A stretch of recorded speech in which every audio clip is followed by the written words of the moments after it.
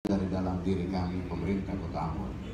Dan mudah-mudahan apa yang kami buat itu bisa merangsang kita semua, seluruh warga Kota Ambon untuk memberikan yang terbaik bagi kota ini di usia ke-447. Bapak Ibu sekalian, saat ini hadir bersama kita dari Kanwil Kementerian Agama Provinsi, Balai Pengawasan Obat dan Makanan. Saya menegaskan yang tadi disampaikan oleh Ibu Sekretaris Perindah, bahwa salah satu kendala kita dalam membina UMKM di Kota Ambon ini soal perizinan. Sebenarnya tidak sulit juga, tetapi perlu koordinasi yang baik antara para pengusaha pelaku-pelaku UMKM ini dengan instansi-instansi terkait.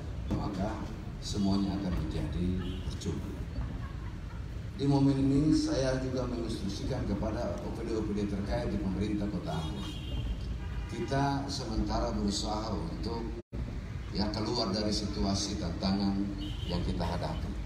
Karena itu harus Bapak Ibu Saudara harus bergerak cepat, bekerja dengan cepat, dan lakukan semua tugas dan tanggung jawab dengan baik. Permudah pengurusan izin-izin, jangan ada lagi yang mempersulit UMKM ataupun pelaku-pelaku usaha lain dalam pengurusan izin. Kita pastikan bahwa seluruh potensi ekonomi yang kita miliki, termasuk para pelaku-pelaku usaha, dapat berkontribusi bagus untuk kota ini. Kita fasilitasi dengan perizinan yang semakin mudah. Mohon maaf jika ada salah. Sekian.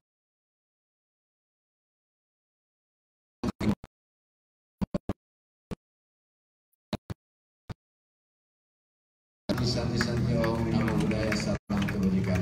Tabia.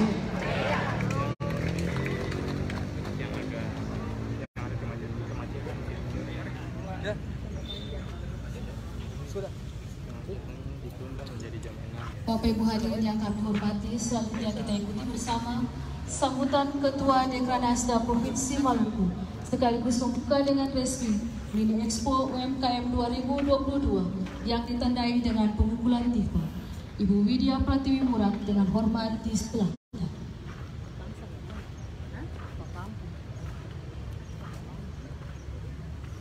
Bismillahirrahmanirrahim.